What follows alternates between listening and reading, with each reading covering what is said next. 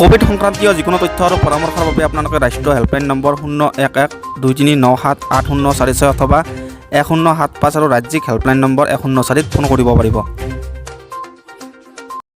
আমাৰ criminal investigation department আসামৰ press note আপোনালোকক জনাবলৈ বিচাৰিছোঁ আৰু মই প্ৰেছ নোটটো গাই দিছোঁ। CID Assam registered a case against teachers who obtained appointment based on forged TET certificates by CID PS case number 10/2021 under section 120B read with 420, 467, 468 and 471 IPC on 3rd October 2021 against 36 teachers who have got appointment in the BTR area based on forged and fabricated documents. These accused have got generated forged TET certificates as if they have qualified the exam and submitted them to the Director of Education Kokrajhar and got appointment in the schools of BTR. Based on this information, a detailed inquiry was conducted to verify the genuineness of the allegations. On the findings, the allegations to be true, the Honorable Chief Minister of Assam has directed CID Assam to register a case and investigate the same. Accordingly, this case was registered and special operations were launched in various districts of Assam to trace the accused. Several accused have been brought to CID headquarters from various districts of Assam for interrogation and verification of documents.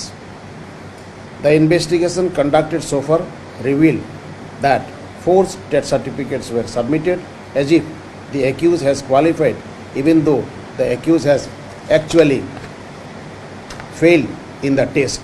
In some cases, fake roll numbers have been used, and in some cases, roll numbers of successful candidates were misused by unsuccessful candidates for generating forged certificates. The candidates have dishonestly and fraudulently obtained appointment letters, thereby causing long-term impact on the state's education system, which will adversely impact the careers of several innocent students. To curb this menace and to clear this system, the Honorable Chief Minister has given clear instructions to register a case and investigate the allegations. The investigation is continuing and a special investigation team of CID has been formed for this purpose.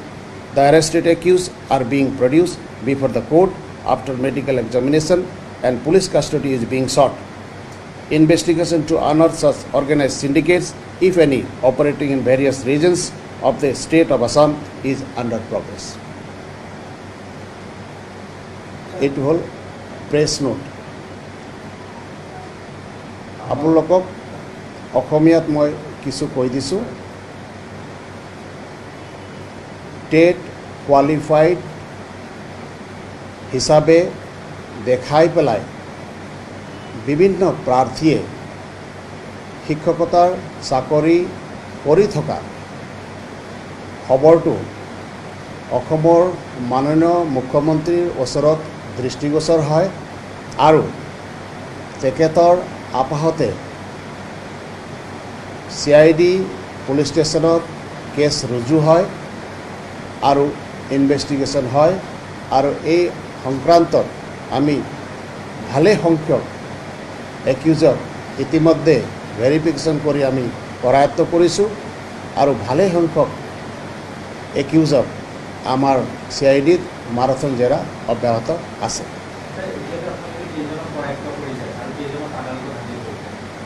এতিয়ালৈকে 9জনক আদালতত হাজিৰ কৰা হ'ল আৰু ভালে সংখ্যক আমাৰ CIDত এতিয়া মাৰাথন জেৰা চলি আছে আৰু পৰ্যায়ক্ৰমে তেওঁলোককো আদালতৰ ওচৰত চপোৱা হ'ব।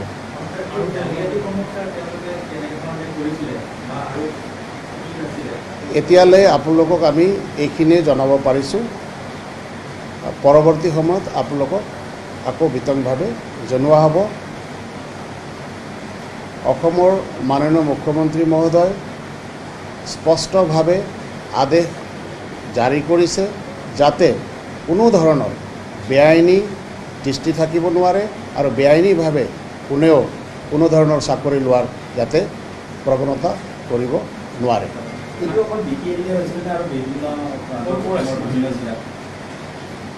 আমি BTRত মাত্ৰ সীমাবদ্ধ থকা নাই, তদন্তটো গোটেই অসম হিচাপে হৈ আছে।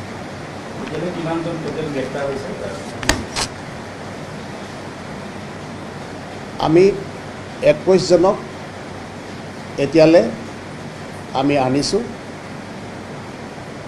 আৰু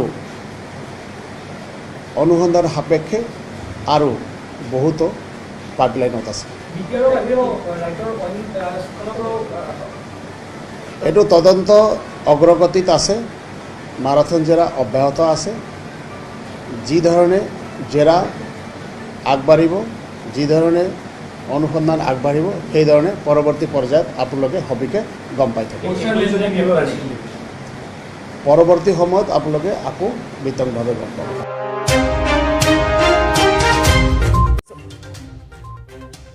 কৰোণাত বাছৰ ভাড়া বৃদ্ধি নহয়, বাছৰ ভাড়া বৃদ্ধি কৰিব নোৱাৰে। মোক 2-এজন সাংবাদিকে কৈছে, মই ইতিমধ্যে ট্ৰান্সপৰ্ট বিভাগক কৈছোঁ যে চাব লাগে যে কোনোবা প্ৰাইভেট বাছ অপাৰেটৰে বাছৰ ভাড়া বৃদ্ধি কৰা মানে নিজৰ খুচিমতে ভাড়া লোৱা বুলি কৈছে মোক এনেকৈ। গতিকে সেইটো মই চাব দিছোঁ, মই চাই পেলাই পিছত কথাখিনি জনাব পাৰিম। ব্যৱস্থাটো ল'মে। যদি বাছৰ ভাড়া বৃদ্ধি যদি সঁচাকৈ আমি বাছৰ ভাড়া বৃদ্ধি হ'ব নোৱাৰে, এইটো কথা মই স্পষ্টভাৱে ক'লোঁ ট্ৰান্সপৰ্ট মন্ত্ৰী হিচাপে। আৰু যদি তাৰপিছতো যদি চৰকাৰী নীতি নিৰ্দেশনা নামানি কোনোবাই বাছৰ ভাড়া বৃদ্ধি কৰে, তো তেতিয়াহ'লে আমি এটা কথা কৰিম, আমি সেই বাছত যদি আমি প্ৰমাণ পাওঁ যে বাছৰ ভাড়া বৃদ্ধি হৈছে, তেতিয়া তেনেহ'লে পাৰ্মিট কেঞ্চেল কৰিব লাগিব, ৰোড কেঞ্চেল কৰিব লাগিব। তেতিয়াহ'লে কোনো উপায় নাই, এইটো ক্ষেত্ৰত কোনো কম্প্ৰমাইজ যায়। মুঠতে এই কৰোণাৰ সময়ত ৰাইজৰ যিমান অসুবিধা হৈছে, ৰাইজে যিমান কষ্ট পাইছে, ৰাইজৰ কোনো ইনকাম নাই, কাৰো কোনো ইনকাম নোহোৱা এটা অৱস্থালৈকে গৈছে। গতিকে তেনেকুৱা এটা অৱস্থাত আজি বাছৰ ভাড়া বৃদ্ধি হ'ব দিয়া নহ'ব, আৰু বাছৰ ভাড়া বৃদ্ধি কৰিব নোৱাৰে। যোনে ল'ব তাৰ বিৰুদ্ধে ব্যৱস্থা লোৱা হয়।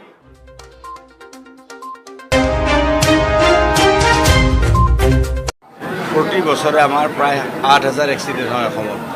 3,000 মানুহ প্ৰতি বছৰে অসমত মৃত্যু হয় অকল এই এক্সিডেণ্টৰ কাৰণে। আৰু তাৰে 3,000 মানুহৰ যে মৃত্যু হয়, যিটো কৰোণা ভাইৰাছে 3,000 মানুহ বছৰত মাৰিব পৰা নাই, বা কোনো মহামাৰীয়ে তেনেকুৱা 3,000 মানুহ মাৰিব পৰা নাই। এক্সিডেণ্টত তেনেকুৱা 3,000 মানুহ মানে প্ৰতি বছৰে মৃত্যুবৰণ কৰিবলগীয়া হয়।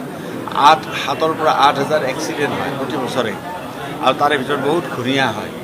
গতিকে এই যে এক্সিডেণ্টটো হয়, এই এক্সিডেণ্টটো আমি ডাটা এনালিচিছ কৰি চাইছিলোঁ ট্ৰান্সপৰ্ট বিভাগে। তো ডাটা এনালিচিছ কৰাৰ পিছত আমি দেখিবলৈ পাইছোঁ যে ইয়াৰ মেজৰ কষ্ট হৈছে অভাৰ স্পীড। আৰু অভাৰ স্পীডিঙৰ কাৰণে আচলতে 75% অভাৰ স্পীডিঙৰ কাৰণে আচলতে এই এক্সিডেণ্টত মৃত্যু হৈছে। সেইকাৰণে আমাৰ কথাটো হ'ল কি যে নেশ্যনেল হাইৱে আজি ভাল হৈছে, 4 লেন হৈছে, বা গাঁও অঞ্চলত ৰাস্তা ভাল হৈছে। গতিকে নেশ্যনেল হাইৱেত যিটো ফ্ৰী জেগা থাকিব, তাত মানুহে যিটো স্পীড, সেই স্পীডত যাব। য'ত হস্পিটেল আছে, য'ত স্কুল আছে, য'ত বজাৰ আছে, বা এনেকুৱা যিবিলাক আমাৰ কিছুমান ব্লেক স্পট আছে, গতিকে সেইবিলাকত আমি কিমান গতিত যাব লাগে তাত লিখা আছে, হাইৱেটো লিখা আছে আৰু PWDটো লিখা আছে। গতিকে সেই স্পীডটো সকলোৱে মানি চলিলে ভাল, আৰু হেলমেটটো পৰিধান সকলোৱে কৰিব লাগে। গতিকে সেইটো আচলতে নিজৰ কৰ্তব্য।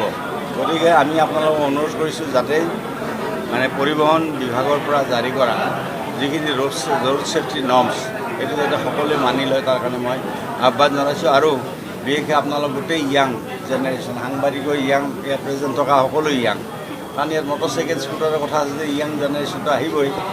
গতিকে আপোনালোকক এটা অনুৰোধ কৰিছোঁ যে হেলমেট পৰিধান নকৰাকৈ যাতে কোনো গাড়ী মানে মটৰচাইকেল নচলায়, তাৰ কাৰণে মই অনুৰোধ কৰিলোঁ। অকল নিজে নহয়, লগত যিজন উঠিব তেওঁ হেলমেট পৰিধান কৰি দিব লাগে, কাৰণ এটা জীৱনৰ মূল্য বহুত আছে।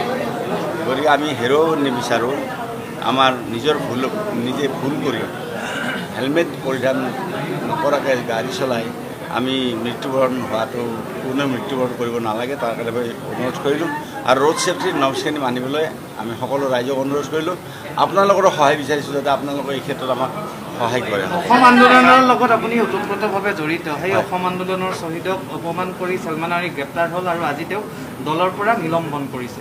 কংগ্ৰেছে এতিয়াহে হাৰ পাইছে নেকি আচল তাৰপিছত আৰু এটা কথা আছে যে এইবিলাক অসম আন্দোলনত 855জন শ্বহীদ, তেওঁলোকৰ ত্যাগ কিমান ত্যাগ আছে তেওঁলোকৰ সেইটোতো অসমৰ ৰাইজে জানে। গতিকে চেয়াৰমেন আলী এজন বিধায়ক হৈ তেওঁ এনেকুৱা ধৰণৰ মন্তব্য কৰাটো আচলতে সমীচীন হোৱা নাই। আৰু কংগ্ৰেছে আচলতে নিয়মতে যিদিনা তেওঁ এই কথাটো কৈছিল সিদিনাই কংগ্ৰেছে তেওঁক আচলতে দলৰ পৰা বহিষ্কাৰ কৰি দিব লাগিছিল।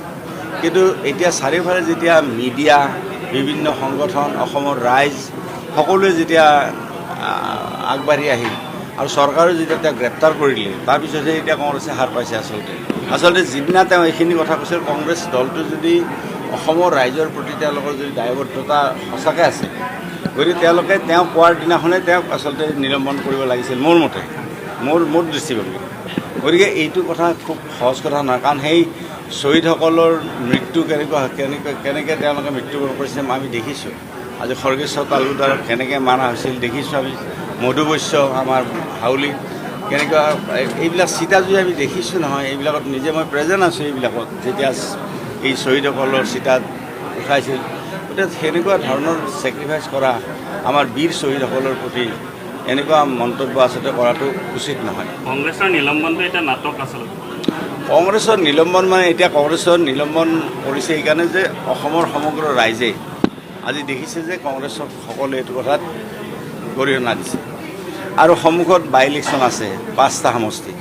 গতিকে কংগ্ৰেছে নিলম্বনটো কৰি এটা সাময়িকভাৱে তেওঁ হয়তো বুজাই থৈ দিছে যে দুদিনমান নিলম্বন কৰি থওঁ যাতে 2-এটা ভোট পাওঁ আগন্তুক নিৰ্বাচনত, সেইকাৰণে হয়তো কৰিব পাৰে নিশ্চয় তেওঁলোক কংগ্ৰেছে।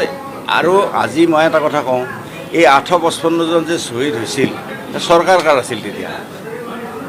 অসমত চৰকাৰ কাৰ আছিল তেতিয়া? অসমত চৰকাৰ কাৰ চৰকাৰ আছিল তেতিয়া? মইতো আন্দোলন ফ্ৰণ্টৰ পৰা আন্দোলনৰ নেতৃত্ব দিছোঁ। তাকে এজেপি হওক, ৰাইজৰ দল হওক, এইবিলাকতো আচলতে কি ক'ম আৰু, এইবিলাক মই ক'বলৈ মানে ইমান ভাল নাপাম ক'বলৈ। তেওঁলোকে লগ হ'লে যদি এজেপি যিটো দল, তেওঁলোকে কা আন্দোলনৰ বিৰোধিতা কৰিলে যে আমি কা নামানো যদি কাৰ লগতে লাগি থাকিব লাগিছিল। কা আন্দোলনৰ নামত তেওঁলোকে এটা দল এটা খুলি ইলেকশ্যন খেলিলে। যোৱাবাৰ অসমৰ ৰাইজে এখনো চিট তেওঁলোকক নিদিলে, দলৰ সভাপতি 2টা চিটত দিছিল, 2টাতে হাৰিলে। গতিকে সেইটো এটা হ'ল দল। আৰু এইটো ৰাইজৰ যিটো দল, সেইটো ৰাইজৰ দল নামহে, ৰাইজৰটো দল নহয়। এইটো হ'ল নামটোহে ৰাইজৰ দল, ৰাইজটো তেওঁলোকৰ লগত নাই। গতিকে ৰাইজৰ দল মানে কি? তেওঁলোকৰ নামহে ৰাইজৰ দল, ৰাইজৰ দল নহয় এইটো, বুজি পাইছেতো? নামটোহে ৰাইজৰ দল। গতিকে তেওঁলোকৰ গণভিত্তিকত আছে।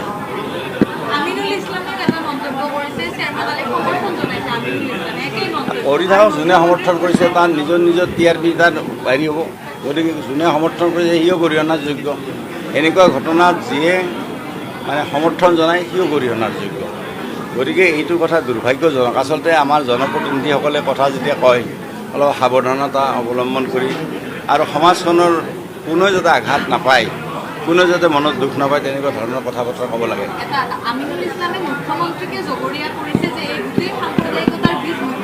নাই সেইটো আমিনুল ইছলামৰ কথা মই এইকাৰণে ক'ব নাযাওঁ, কাৰণ তেওঁলোকৰতো পলিটিকেলি মুখত যি আহে তাকে ক'ব। কিন্তু আমাৰতো আমি নকওঁ। এতিয়া মুখ্যমন্ত্ৰী ডাঙৰীয়াই যেতিয়া কৈছে যে উচ্ছেদ হ'ব, উচ্ছেদ নোহোৱাকৈ থাকিব নেকি? উচ্ছেদ হ'ব, কাৰণ উচ্ছেদ এইকাৰণে হ'ব যে বেআইনীভাৱে চৰকাৰী মাটি দখল কৰিছে। ইয়াতো আছে চৰকাৰী মাটি, বৰপেটাতো আছে, ধুবুৰীতো আছে, গোটেই অসমতে যদি চৰকাৰী মাটি দখল কৰি থাকে, গতিকে চৰকাৰী মাটিৰ পৰাতো বেদখল মুক্ত হ'বই।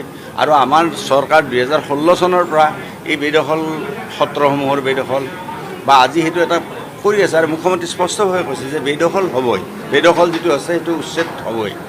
গতিকে উচ্ছেদটো হ'বই। গতিকে উচ্ছেদ কৰা মানে এইটো নহয় যে এইটো কমিউনেল কথা, সেইটোতো কথা নহয়। তাত যোন মানুহেই নাথাকক, যিয়ে বেদখল কৰিছে বেদখলকাৰী, গতিকে তেওঁলোকে উচ্ছেদ কৰিবই।